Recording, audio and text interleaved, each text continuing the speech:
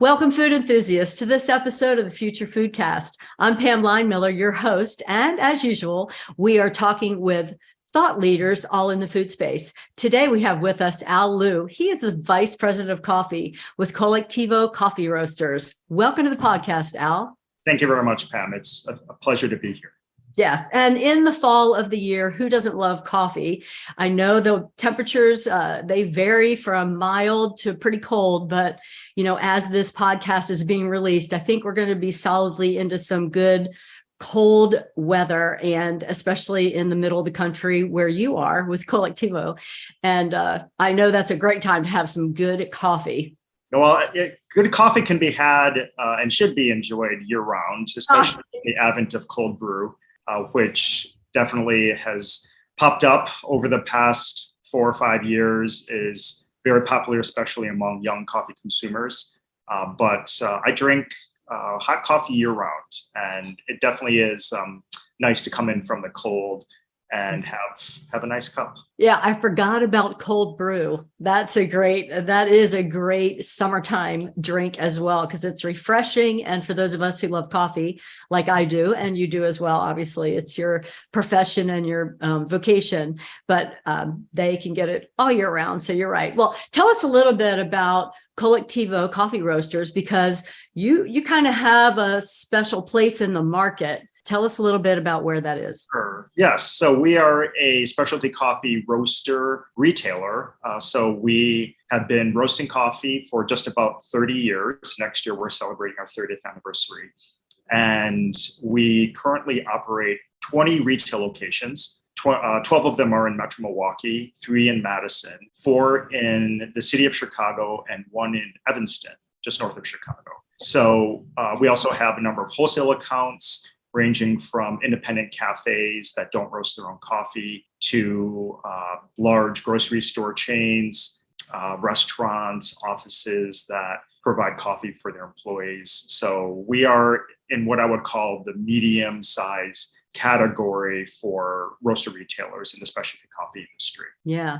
Nice differentiator too. I mean, you're actually roasting the beans. You're not just importing the beans and using them to brew the coffee in your different retail locations. I mean, you're controlling that quality, that bean and that roast and all the details that go into that. Now, is that all done centrally, or yes. How does that work? That is all done just over there in our production area. So we have our base in the River West neighborhood of Milwaukee.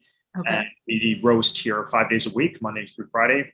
And we have a cafe that is adjacent to the production area. So customers can come in and watch everything going on. I mean, that whole customer experience, as long as you talked about the customers being able to come in and see what's happening. Customers these days, all that I'm hearing on the Future Foodcast from our different guests is they want transparency. They want to know what they're getting. So you're actually letting them in on the roasting process.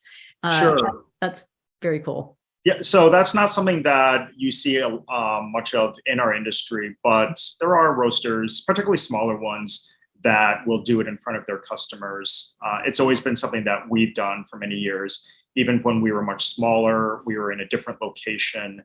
Customers could come into the cafe and just sit at a bar and watch the roasters work 5 feet away from them. Yeah. Very neat. But the beans they're roasting, because those are also kind of special. You just don't take any old beans to roast. So that front end, that sourcing of your beans, I know is near and dear to your heart. You've got some history there. I'd love for you to share that with our listeners. Sure. So I started working with Colectivo at the end of 2000. The company had a different name then. It was called Altera Coffee Roasters. And at that time, we had only 4 retail locations. We were much smaller, but we already had a very good presence in the Milwaukee area. So this was before large coffee roaster retailers like Starbucks came into the market. So we already were well known in the area.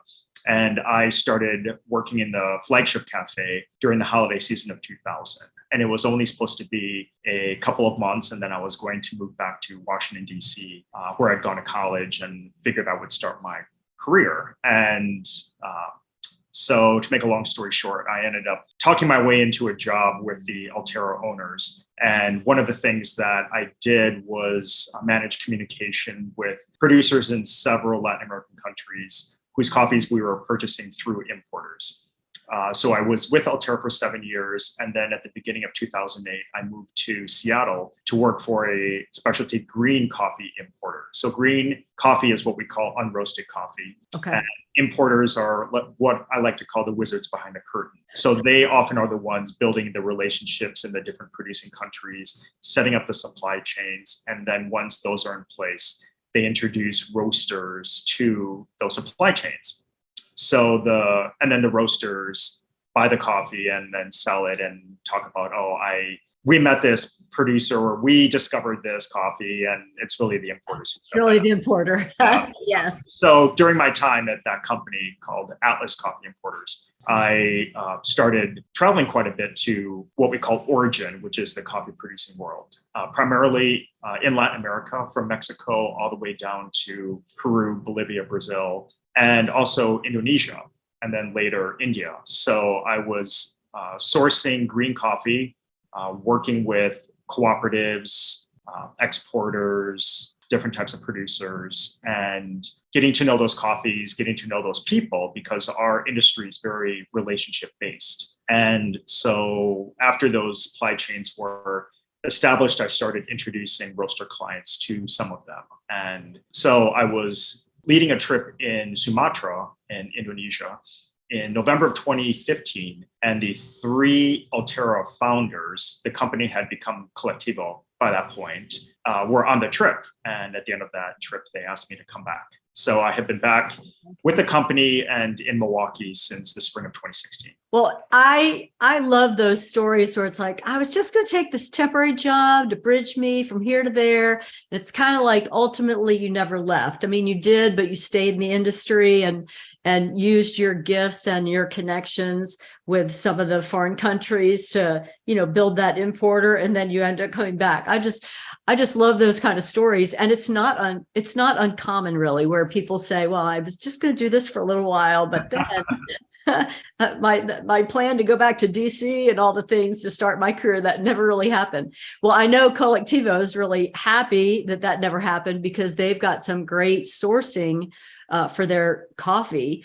And that is what helps you with consistency of quality and the beans that you have available to roast. But tell our listeners a little bit about the experience of what it's like to meet with some of those farmers, because that environment, for those of us who are in maybe a first world country, and we're maybe closer to population, that's not where these coffee beans are grown. Exactly. That's a great point, Pam. And I'm glad you bring that up, because the relationships, the interpersonal relationships, are really what has kept me in this business for over 2 decades.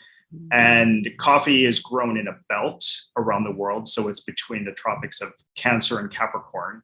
So that's what we call the coffee belt. And these are all developing countries, some with better infrastructure than others, but definitely not the developed world. And coffee as an agricultural product is produced in rural areas. So when I travel to origin, I'm flying typically to the capital of the country. And so I land, and often that's where the exporters are based. But to get to the producing areas, I have to travel overland at least several hours. Sometimes it can take even longer. Sometimes I need to fly to a city that's sort of the hub of the coffee producing region.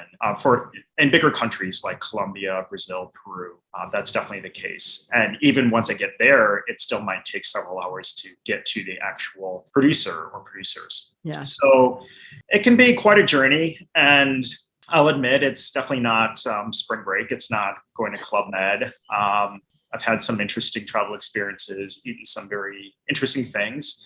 But it's really the highlight of my job is to get out and meet the producers. Coffee is a very, very labor intensive product. And people, even who drink it on a daily basis or even multiple times a day, sometimes don't know how much work goes into coffee. And particularly for specialty coffee, the coffee cherries are handpicked. Brazil is the only country that does mechanical harvesting, but everything else in all other countries is handpicked, often in terrain that's very rough, steep, mountainsides, trees, coffee trees that are densely packed together. It's a lot of work. And even on one branch of one coffee tree, you can have clusters of coffee cherries that are ripening at different stages. So you can have red, ripe cherries, yellow, semi-ripe, and green, unripe. And so the best quality coffee is the red cherry, the ripe cherry. And so pickers sometimes go back to the same tree 7, 8, 9 times to get all the red cherries. And so a little known fact that I like to share is that for a pound of roasted coffee, it typically takes about 1,000 coffee cherries to produce that. So coffee beans, what we think of as coffee beans, are really the seeds of a coffee cherry. So think of like a Bing cherry that has a pit. Coffee cherries, by and large, not most of them have 2 seeds in them. And so they lie flat against each other. And there are several layers that you need to get through to get to those seeds. So there are different processing methods that are used to get through the skin and the pulp. There's a slimy covering over the seeds that's called mucilage. And then there's a shell around the seeds called parchment. So there are different steps to get through to end up with that seed, what we call the green coffee. And then that's what gets exported. And we bring that into our roastery and roast those coffees here. We make blends. We sell some of the coffees as single origin. So it's really a fascinating process, fascinating supply chain. We're really processors. As coffee roasters, we process a raw material.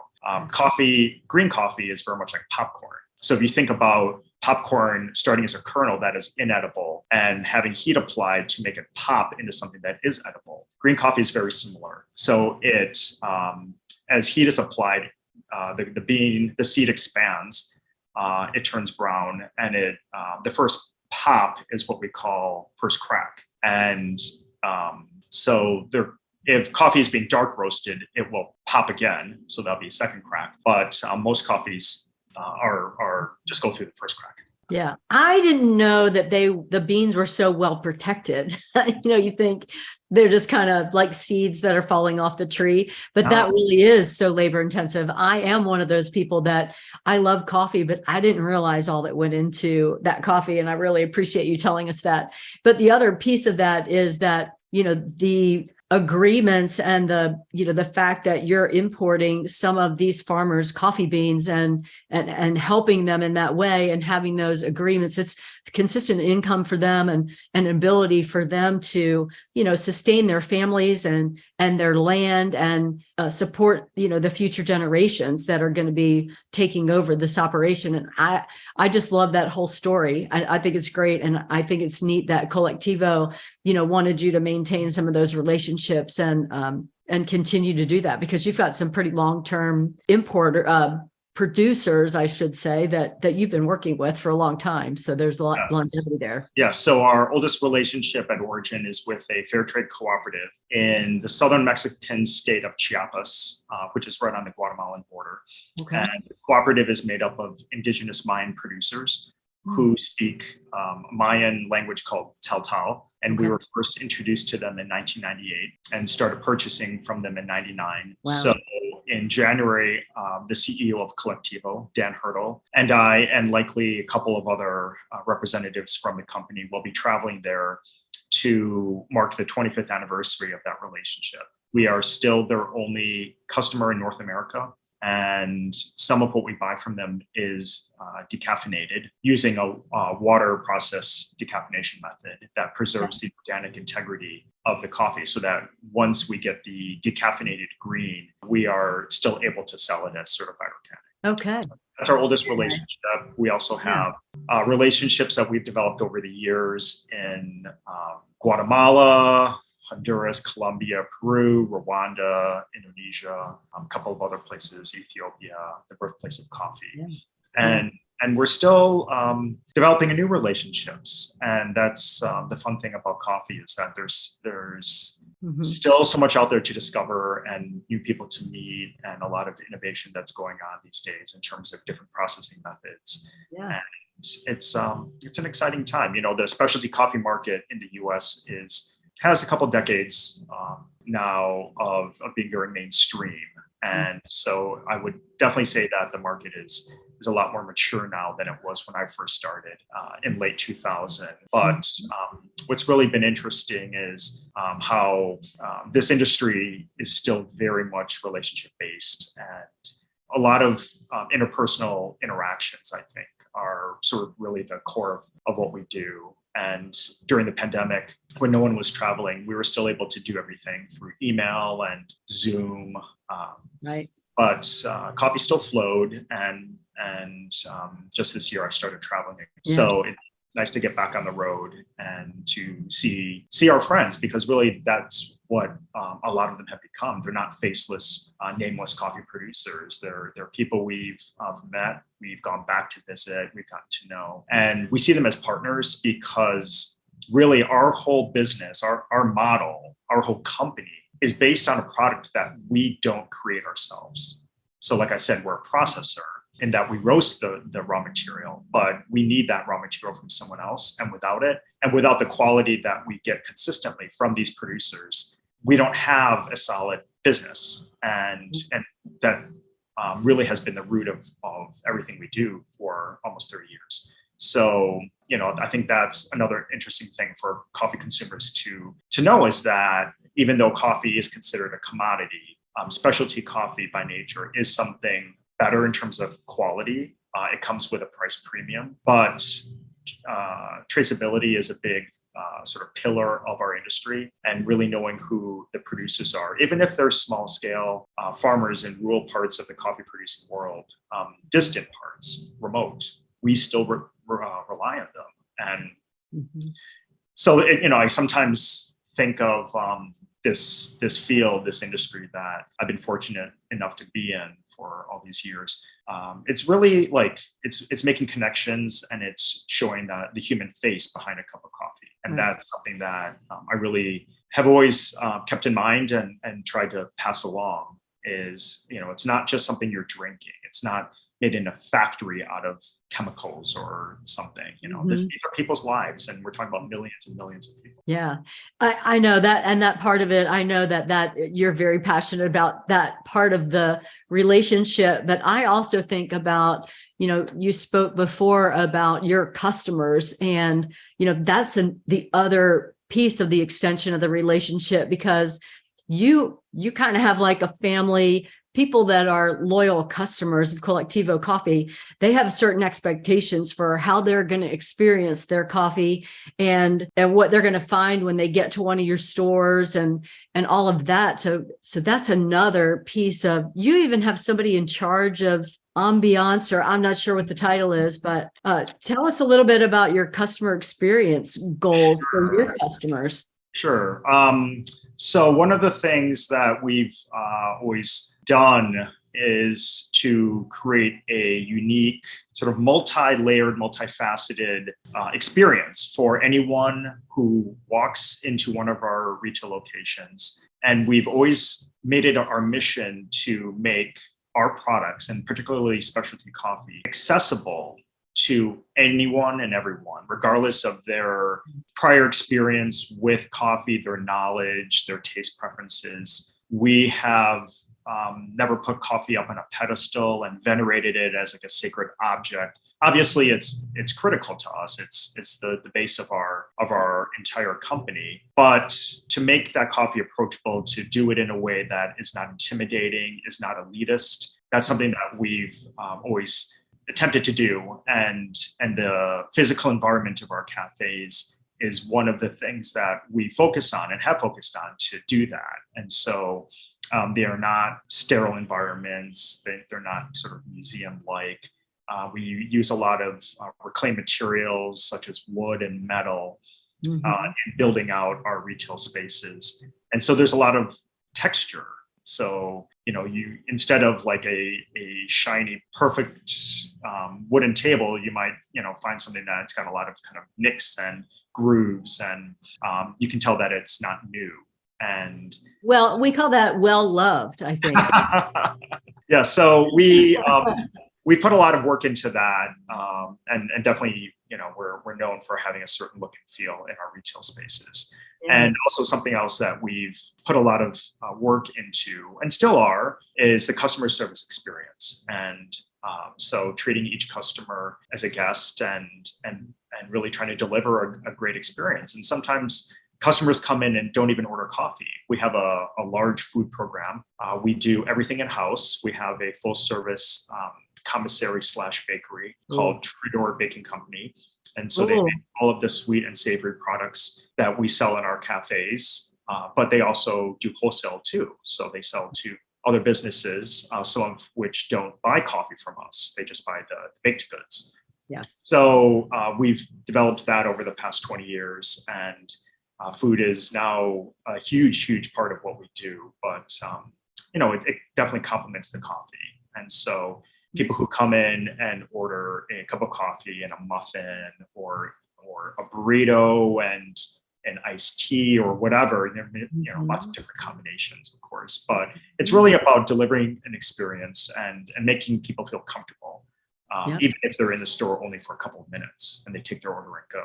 But we have always worked hard to create welcoming environments. Yeah. And I think that's important. And especially for people that are newer to coffee. I used to have a neighbor who didn't drink coffee, but she wanted to try it. And she used to joke around that she had a little bit of coffee with her cream. That's how she started. It was more like, let me start with the cream and just add the coffee as I'm ready to handle more. Talking to your point about it being accessible, like it's nice for people to feel comfortable. They can come in and try some different things. But you also spoke about that they can, just come in and grab and go. I know that concept really saved you during the pandemic. Yes. The whole takeout and an app you have too, which is very helpful. Very much so, yes. So we actually developed an app and launched it a month or so before the pandemic started. Okay, what the person in IT had excellent timing. Whoever planned that was a lot of work. Yes, it was a lot of work in developing that, and we have tweaked it multiple times. But the app really did play a huge role that we certainly weren't expecting. So we did close our cafes for 2 weeks. At the very beginning of the pandemic. And then as we reopened the cafes one by one, we had to scramble as all businesses did in the food and beverage sector, and particularly those with retail presences. So we came up with a sort of walk-up window concept. So customers were able to come to the front door or a window and order something and not have to come inside. So one other thing that the app has allowed us to do is curbside delivery. So, so the customer can download the app, place an order, and say, I would like curbside delivery. This is the make and model of my car. The app has an algorithm that will tell you approximately how many minutes it will be before your order is ready. And so you can drive up to the designated spot in the parking lot or next to the cafe on the street, have an employee bring the order to you, so you don't have to get out of your car. Wow. Talk about that's really meeting your customer where they are, for sure. So we don't have any drive. Literally. Right. We don't do any drive-through transactions. So this was a way to not replicate that experience, but to allow customers to maintain a distance if they wanted to, and particularly if they were unable to find a parking spot or if they were kind of in a hurry. So that's something that we've been doing just for a couple of years now. And I think just having some options for your customers is a great idea, especially people's buying habits have changed since the pandemic, and not everyone wants to come in and be at and drink their coffee inside. And some are, on their way somewhere else, but they would really like some Colectivo coffee. So they're going to figure out how to get that kind of on the go so they can keep going. Well, thank you so much for just this whole view of the landscape that you are currently existing in. And I'm looking forward to, I hope maybe you might expand outside of the areas that you're at. You're at 20 locations. So, we love coffee here in the Southeast as well. And I know the weather's a little different. So maybe the mix might be cold brew a little bit more of the year. I'm not sure. But Al, is there anything else you want to share with our listeners before we go? I think really, like I was talking about before, for people who drink coffee, whether it's occasional, whether it's daily, to really just think about where that coffee has come from. And sometimes it's a blend and it's going to have come from different places. But either or, whether it's a blend or a single origin, to know that there are many, many, many people in this world for whom coffee is their sole source of income. And they work extremely hard and often difficult conditions with, in many cases, a lack of resources and infrastructure that we take for granted in the US. And some of them produce really amazing coffee in spite of all those challenges. And they've been doing it for years. Often they come from coffee producing families. It's been something that goes back for generations. Mm-hmm. And at Colectivo, we have a number of different product lines, and one of them is our Featured Farm program, and it's something that comes out once a month, and often it's coffee from a single producer. And so we will, in most cases, not only put the producer's name on the package, but also a sort of stylized image that's based off of a photo of the producer, like a close-up photo. And so you can actually see an image of the producer who produced that. And that for me, is really, I think, special for many reasons, but for coffee drinkers to know where their product comes from. In Wisconsin, we have a very strong agricultural tradition, particularly with dairy. And I'm always interested in knowing where food comes from. And I subscribe to a farm that grows organic vegetables. So I get a box every week. Vegetables in it, depending on the time of the year. And so knowing that those vegetables that I'm eating came from that farm, and I've met the owner of the farm, and it's really makes you kind of connected to what you're consuming and what you're putting in your body. Yeah. And since we don't grow coffee commercially in the US outside of Hawaii and a farm in Santa Barbara, California, this all comes from very far away places. So just because coffee is grown in places that are far away doesn't mean that you can't be connected to it. So nice. I think that's sort of the parting message that I'd like to share. Well, thanks, Al, because it really is all about connections and relationships. And you've made several for us, all the way from the producer to you, who are just paying so much attention to how it gets roasted, making it accessible to those of us who love coffee, as well as those who want to try it out and see what all of the talk is about from us coffee lovers. Thank you so much for being with us on the Future Foodcast. Thank you so much for having me, Pam. It's been a pleasure. Thanks for listening to Future Foodcast. Future Foodcast is powered by Farm to Plate, the leading food blockchain platform. Subscribe on YouTube or wherever you listen to podcasts to stay up to date with the very latest innovations in the food industry.